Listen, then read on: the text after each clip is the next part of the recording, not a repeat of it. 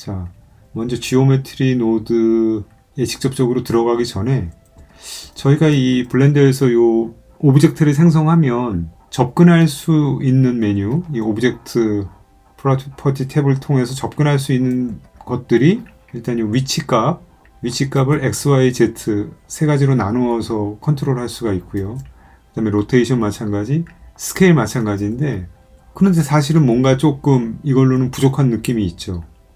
어떤 거냐면 제가 볼 땐 지오메트리에서 굉장히 중요하게 나누는 요 서브디바이드를 여기서 조절할 수 있는 메뉴가 있으면 좋은데 그것을 기본적으로는 제공 안 해주고 있죠. 자, 그럼 참고로 여기에 이제 새로운 오브젝트를 서클이란 메쉬 오브젝트를 추가한다고 봤을 때 블렌더에서 이렇게 Shift A를 누르고 A를 누르게 되면 이 하단에 여기서는 이 vertices 개수를 조절할 수 있는 옵션이 뜹니다. 이 vertex 개수를 줄여줄 수 있고 늘려줄 수 있는 거예요. 그렇죠? 근데 일단 한번 이렇게 설정하고 나면 vertex 개수를 30개로 딱 맞춰놓고 나면 딱 창이 닫히면 이제 vertex 개수를 다시 조절하려 그러면 접근할 수 있는 메뉴가 기본적으로는 제공해주고 있질 않아요.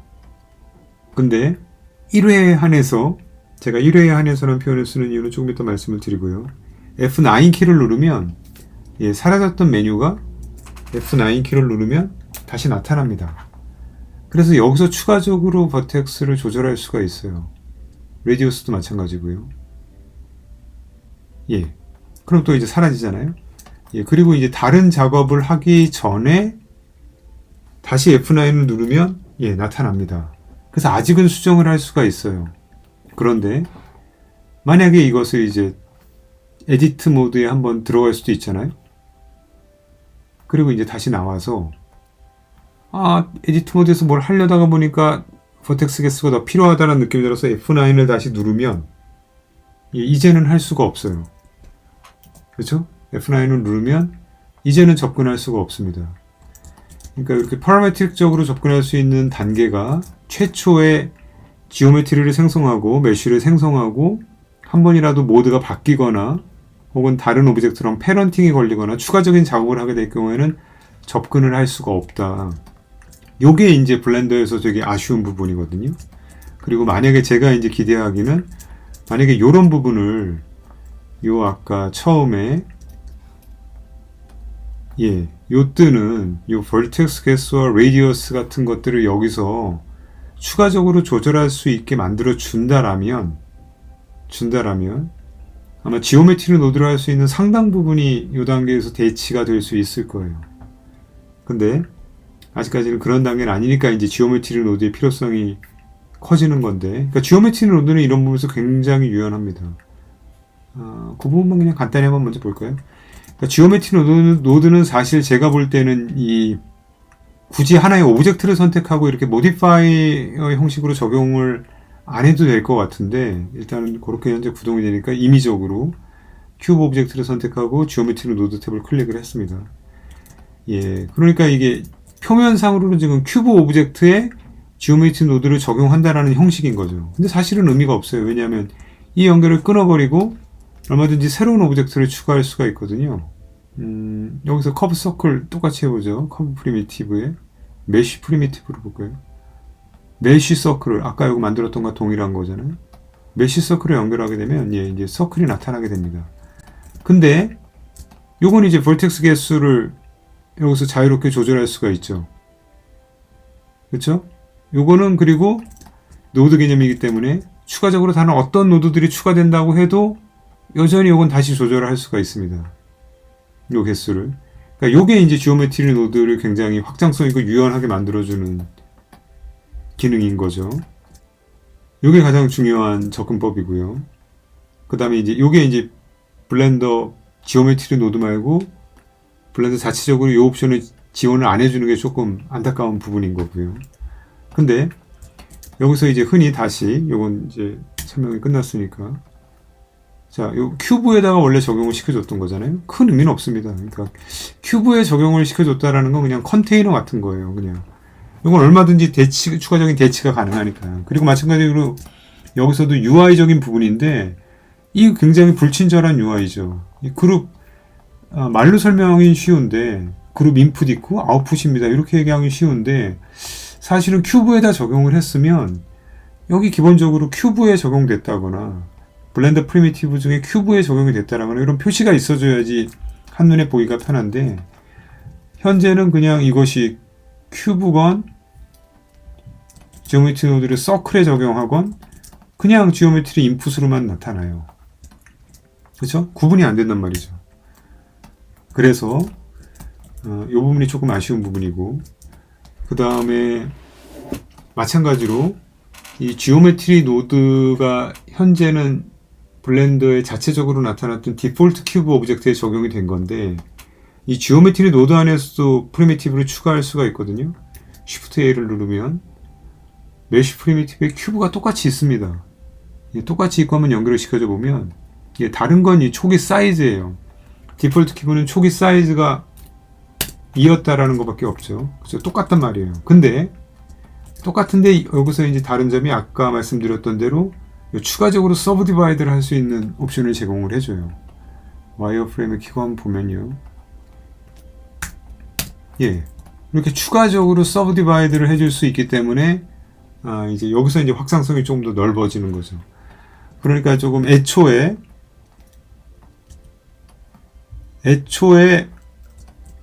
블렌더의 디폴트 큐브 자체가 그런 추가적인 서브 디바이드를 여기서 제공을 해주고 그럴 수 있다면 훨씬 좋은 거긴 한데 근데 블렌더의 디폴트 큐브는 여기서의 서브 디바이드는 제공해 주진 않지만 그 서브 디바이드를 모디파이어의 형태로는 제공을 해주죠. 서브 디비전 서피스 모디파이어의 형식으로는 적용을 해주죠. 그렇죠? 요건 이제 추가적으로 이게 와이어 프레임으로는 안 보여도 서브 디바이드가 적용이 된 거죠. 그래서 이거를 한 번 더 듀플리케이트 시켰을 때 좀 이상하네요. 여기서 서브 디바이드가 적용이 되는 게 나타내 주진 않지만 적용이 된 겁니다. 왜냐하면 이거는 만약에 이것이 없다라면 이 형태로 모양이 돼야 되잖아요. 서브 디비전이 적용되었을 때. 근데 하여간 근데 중요한 건 뭐냐면 이 모디파이어 각각이 사실은 하나의 노드라고 볼 수 있는 거죠. 그죠? 그 부분은. 이거는 조금 더 복잡할 수 있으니까 일단 빼고요. 자, 다시 한번. 자, 이 상태에서 적용을 했을 때 요거 한번 볼까요, 먼저? 그러니까 지오메트리 노드로 할 수 있는 일이 무엇이냐라고 질문을 하실 수도 있죠. 근데 그 질문에 대한 사실 정확한 답은 블렌더에서 할 수 있는 모든 것을 지오메트리 노드에서 당연히 할 수 있습니다. 한번 이 로테이션을 시켜보는 걸 해볼게요. 자, 블렌더에서 로테이션 시킬 때는 오브젝트를 선택하고 R키를 누르면 이 중심점을 기준으로 로테이션이 되잖아요. 중심점을 이동시켜서 로테이션 시킬 수가 있죠. 이 피벗을 3D 커서로 두고 3D 커서를 위치시킨 다음에 다시 R키를 눌러주게 되면 3D 커서를 중심으로 움직일 수가 있잖아요. 자, 그럼 마찬가지로 지오메트리 노드에서도 이걸 한번 간단히 보겠습니다. 지오메트리 노드에서도 이제 트랜스폼이 요 오브젝트 초창기에 나오는 요 옵션들을 그대로 갖다 넣은 건데요. 로케이션이 트랜슬레이션이고 로케이션, 스케일 똑같죠. 자, 여기서도 마찬가지로 Y축으로 로테이션을 시킬 수가 있는데 자, 그럼 지오메트리 노드를 통해서 요 밑에 점을 중심으로 로테이션을 시키고 싶으면 어떻게 해야 될까요? 뭐 여러 가지 방법이 있겠습니다만 요 트랜스폼 노드를 조금 활용해보고 하는 것도 도움이 될 것 같아요. 트랜스폼 노드를 한 번 더 복사를 해줘서 X축으로 1, 1 이렇게 이동을 시켜볼까요? X축으로 1, Z축으로 1. 그러면 지금 중심점이 여기로 가 있잖아요. 중심점이 여기로 가 있으니까 여기서 트랜스폼을 한 번 더 복사를 해준 다음에 요 영역으로 맞춰주고 이 상태에서 로테이션을 시켜주게 되면 마치 중심점이 이동한 것과 같은 효과가 나타나게 되죠. 요건 이제 노드가 꼭 각 단계에서 기능하는 거니까 자, 여기서 로테이션 시켜주게 되면 중심점이 가운데 있는 거고요. 여기서도 마찬가지로 가운데로 있어요. 근데 여기서는 이제 여기까지의 단계를 반영한 상태에서 돌려주기 때문에 이루어진다는 거죠. 그러니까 노드를 활용하는 것은 결국 우리가 구현하기 원하는 그 부분을 추적해 나가는 것이고, 그다음에 한 가지로 조금 더 제가 이 본격적으로 지오메트리 노드에 대해서 학습하기 전에 제가 가장 크게 영향을 받았던 부분은 이거거든요. 예전에 지오메트리 노드 강좌를 남아프리카 공화국에 사시는 고등학교 수학 선생님께서 지오메트리 노드 강좌를 유튜브에 하신 적이 있습니다. 지금은 그 채널이 사라졌어요. 너무 좋은 채널이었는데. 그분은 이렇게 하시더라고요. 이 데스모스라는 거를 꺼내시더니 이렇게 설명을 하시더라고요. y는 x 하게 되면 이 직선이 생기는 거잖아요. 그러니까 뭐 지오메트리 노드에서 이런 움직임을 생성하거나 버텍스를 이렇게 배열시킬 때는 요 공식을 써야 된다라고 말씀을 해주시는 거죠. 그래서 저는 뭐 이런 분이 다 있나 이제 이랬는데, 저는 이 수학적 개념이 너무 약하니까요. 근데 또 이런 것도 하셨었어요. y는 3분의 1 x 제곱 하면 이 포물선이 되잖아요. 그래서 저는 깜짝 놀란 거죠. 그러니까 수학적으로 막 이렇게 되는구나 막 이렇게 했는데, 근데 제가 또 한 가지 분명했던 건 그분이 이렇게 설명하시는 걸 보면서 그분은 이렇게 설명하시고 이제 지오메트리 노드의 그 매스 노드로 활용해서 이렇게 만들면서 이 모델링도 이렇게 하시고 이렇게 하셨던 건데, 제가 그때 확신할 수 있었던 건 저는 이런 식으로 결코 접근을 할 수가 없거든요. 이건 너무 어렵잖아요. 그렇죠? 그렇게 좌절을 하고 있었는데, 근데 지오메트리 노드를 하다 보면 매스 노드로 활용을 안 할 수가 없거든요. 근데 한 가지 제가 이렇게 저렇게 만지작거리다가 한 가지를 발견하게 됩니다. 자, 이 포물선이 y는 3분의 1 x제곱인 줄 알았는데 놀랍게도 x제곱을 해도 포물선이 되더라고요. 이 x제곱 정도는 알 수 있잖아요. 그래서 깜짝 놀랐어요. 근데 x제곱이 또 포물선이 되는데 포물선의 폭이 좀 좁잖아요. 좀 넓은 포물선이 되려면 어떡하나 했더니 여기서 그냥 나누기를 해주면 되더라고요. 이 정도는 할 수 있죠, 제가. 우리 대부분 할 수 있을 거예요. 초등학생도 x제곱과 더하기 나누기 이 정도를 할 수 있는 걸로 보고, 그 다음에 모양을 이렇게 뒤집으려면 그럼 혹시나 하고 마이너스 했더니 뒤집어지더라고요. 이제 이 정도의 수학적인 개념으로 지오메트리 노드에서 매우 자주 활용하게 되는 이 매스 노드, 여기 보면은 이제 add가 더하기고 subtract가 빼기고 multiply 곱하기 나누기 그다음에 파워 제곱, 뭐 이거 다 수학 잘하시는 분들은 너무 친숙하시겠지만 저같이 문송하신 분들은 이게 너무나 혼란스러우시겠지만, 근데 그렇게까지 혼란스러워하시진 않으셔도 된다. 그리고 요 사인이 있네요. 그러니까 사인도 이게 우리가 다른 건 몰라도 그냥 사인 x가 요 모양이구나 이제 요거를 알아가는 거죠. 그리고 요거를 이제 곱하기를 한번 해볼까 하게 되면 요게 이제 폭이 작아지고 뭐 곱하기 나누기 정도 더하기 뭐 해보면서 왔다 갔다 하다 보면 되더라. 이제 그 방식이 되겠는데요.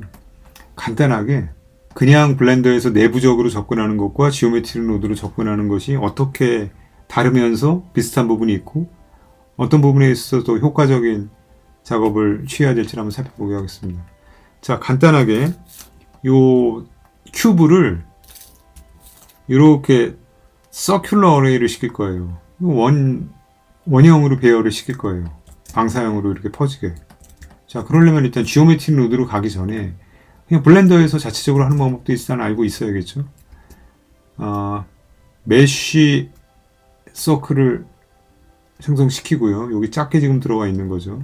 아까 여기서 고칠 기회가 있으니까 레디어스를 적당히 키워줍니다. 버텍스가 지금 32개인데 너무 많으니까 16개 정도로 해줄게요. 자, 요 16개의 버텍스에 요 사각 큐브를 배열시키려고 그래요. 그러면 블렌더에서 기초적으로 굉장히 쉽게 제공을 해주거든요. 그냥 큐브와 서클을 선택해주고 컨트롤 P로 패런트를 시켜준 다음에 요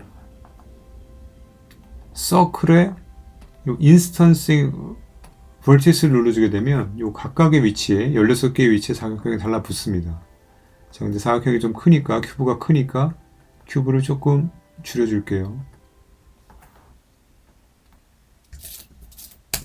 큐브 사이즈 줄여주고, 근데 배열이 아까 제가 방사형으로 퍼지도록 회전을 시켜주면 좋으니까 그 옵션도 Align to Vertex Normal이라는 옵션으로 제공을 해줍니다. 자, 이렇게 되면 이렇게 하나 배열되는 게 완성이 됐죠. 굉장히 간단하잖아요. 지오메트리 노드는 그렇게 어렵진 않습니다만 일단 지오메트리 노드로 한번 또 그럼 똑같은 걸 만들어줘 볼게요. 큐브를 추가해서 여기 지오메트리 노드를 적용시키겠습니다. 자, 그래서 마찬가지로 똑같이 이 서클을 만들어 줄 거잖아요. 바깥으로 좀 크게 그려줄까요? 메쉬 프리미티브에서 메쉬 서클을 먼저 연결을 해주고요. 크기를 충분히 키워줍니다. 그죠? 자, 요거는 지금 저희가 떨어져서 안 보이지만 결국 이건 요 사이즈의 큐브죠. 자, 아까 여기도 인스턴싱이라는 용어가 나왔는데, 자, 요 메쉬 서클의 각 벌텍스도 아까 16개 했으니까 여기서도 16개로 바꿔주고요. 그 다음에 요 각각의 벌텍스 위에 인스턴스를 놓겠다라는 거죠. 그러니까 인스턴스 온 포인트가 그 기능을 하는 거거든요. 인스턴스 온 포인트를 놓게 되면 사라지죠. 그러니까 인스턴스가 연결이 안 되어 있기 때문에 바로 사라져주는 것을 표현해 주는데 여기 조금 의아하죠. 그냥 사실은 안 사라져야 좀 덜 헷갈릴 텐데, 근데 인스턴스 바로 연결해주면 다시 나타납니다. 자, 그럼 이게 아까랑 똑같이 배열이 된 상태죠. 근데 이제 남은 게 뭐죠? 이 회전 각도를 맞춰주는 거죠. 요거는 이제 저도 그렇게 제가 이론적으로는 알겠잖아요. 이렇게 원의 요 바깥 방향으로 맞춰가지고 정렬을 시켜줘라. 그러니까 원의 바깥 방향은 노멀일 수도 있고 커브 탄젠트일 수도 있을 것 같은데, 우선 두 개 다 한번 보죠. 노멀을 연결해 주고요. 이 바깥 방향으로 회전값을 맞춰주는 건 얼라인 오일러 투 벡터 노드라고 합니다. 저도 이게 정확하게 왜 그런지 모르겠어요. 그러니까 굉장히 많이 쓰이고 회전 정렬을 맞춰주는 노드인데, 저도 이것의 이론적인 배경을 설명드리기는 좀 지식이 부족하고요. 자, 노멀 벡터를 로테이션을 맞추라 하게 되면 이제 똑같은 효과가 나타나게 된 거죠. 그렇죠? 간격만 이제 남은 거죠. 그래서 이 크기도 줄여주고 싶으면 이제 이 인스턴스 단계에서 줄여줘도 되고, 크기를 따로 줄여주는 노드를 추가해줘도 되는데, 일단은 간결한 게 좋으니까 이렇게 해주면 똑같은 효과가 나타나게 된 거죠. 그러니까 이 노드 구성 자체도 그렇게 복잡하지는 않지만, 근데 지금 이게 블렌더 자체적으로 구현이 된 거고요. 이 지오메트리 노드를 통해서 구현된 건데, 이제 결정적인 차이는 여기서의 이제 확장성이죠. 여기선 지금 이 추가적으로 버텍스의 조절이 가능하니까 이 작업이 이제 가능해지는 게 이제 지오메트리 노드의 장점인 거죠. 물론 애니메이션도 되고 모든 파라미터가 추가적으로 조절이 가능한 것이 지오메트리 노드 작업의 장점인데, 근데 그렇다고 이 비슷한 작업을 사실 블렌더 요 자체 기능으로 또 안 되냐면 또 그건 또 아니잖아요. 내부적으로도 나름대로 또 다른 솔루션을 갖고 있긴 합니다. 근데 그것에 이제 쉽게 접근할 수 있느냐. 그러니까 어떤 경우에는 지오메트리 노드가 더 편할 수가 있고, 어떤 경우에는 블렌더 자체에서 하는 게 오히려 그냥 그 프로젝트를 위해서는 더 간결할 수도 있는데, 그것은 일단 조금 더 지오메트리 노드에 조금 더 익숙해진 후에 갈 문제인 것 같고요. 지오메트리 노드라고 어떻게 특별하게 생각하시기보다는 블렌더가 열어놓은 조금 더 유연하게 접근할 수 있는 포털로 보시는 게 맞을 것 같은데, 제가 볼 때. 그래서 굳이 이 어떤 오브젝트를 선택하고 그거를 지오메트리 노드 적용하는 건 사실은 지금 단계에서는 별로 안 좋은 조건인 것 같고, 오히려 제가 좀 아쉬운 건 이 그리스 펜슬에 대한 차별 요소로 작용하고 있는 거죠. 무슨 말씀이냐면, 이 그리스 펜슬 오브젝트는 지오메트리 노드가 아직 적용이 안 됩니다. 아마 이게 연산의 까다로움 때문에 그럴 것 같긴 한데, 자, 그리스 펜슬 오브젝트를 선택하고 지오메트리 노드를 적용할 수가 없어요. 다른 메쉬나 커브도 되거든요. 커브 오브젝트에도 지오메트리 노드를 적용할 수가 있는데, 그리스 펜슬 오브젝트에는 지오메트리 노드를 적용할 수가 없습니다. 근데 개인적으로는 그리스 펜슬 오브젝트에 지오메트리 노드를 적용할 수 있다면 정말 그 확장성이 뛰어날 것 같은데, 아쉽게도 그러진 않아요. 그리스 펜슬 오브젝트가 조금 더 이 정점들이 좀 처리하기가 까다로운 부분 때문인 것 같습니다. 아무래도 이것도 지원이 됐으면 좋겠고요. 그래서 이건 좀 아쉽지만 그냥 커브에 적용을 해서 비슷한 효과를 냅니다. 커브는 기본적으로는 정점이 2개부터 출발을 하죠. 물론 지오메트리 노드에 조금 더 그 커브의 정점들을 더 나누어주는 노드도 있고요. 그러니까 이제 지오메트리 노드에 많은 노드들이 있는데 이것들을 하나씩 우선 살펴보기 전에 간단하게 지오메트리 노드 작업에 대한 장점과 기본 개념을 약간 설명드리려고 그랬었고요. 기타 뭐 궁금하신 내용이나 먼저 진행했으면 하는 내용을 알려주시면 도움이 될 것 같긴 한데요. 저도 이게 사실은 이 노드 개수 보세요. 이게 제가 볼 때는 이렇게까지 복잡하게 될 필요가 있나 하는 생각도 약간은 있습니다. 블렌더 2.8에서 지오메트리 노드가 처음 들어온 걸로 알고 있고 8점대 버전에서 그 다음에 3.0에서 크게 아주 구조적으로 변화가 일어납니다. 그래서 그 전 것들은 사실은 조금 지금과는 굉장히 다르고요. 그래서 지금 챗GPT에게 현재 오늘 챗GPT 이제 4가 나왔다고 해서 이제 거기에 물어보면 좋은 답을 얻을 수 있긴 하겠지만 챗GPT가 지금 지오메트리 노드에 대해서 굉장히 불안정한 답을 하는 건 대대적인 개편이 있기 전에 그 기록만 학습이 되어 있으니까 당연히 지금 걸 물어보면 제대로 답을 못하는 건 맞겠죠. 예, 어쨌거나 제가 오늘 또 언리얼 엔진이 하도 광고를 많이 해서 한번 인스톨하고 써봤는데요. 좋은 건 모르겠고 너무 무겁더라고요. 그런 거 보면 블렌더처럼 라이트한 툴이 가지는 장점은 분명히 있는 것 같습니다. 블렌더가 조금 더 그 리얼타임 렌더링에서 글로벌 일루미네이션을 조금만 더 본격적으로 지원을 해준다면 그러면 많은 가능성이 있을 것 같긴 합니다. 한번 기대해 보겠습니다. 예, 오늘 지오메트리 노드는 여기까지 하겠습니다.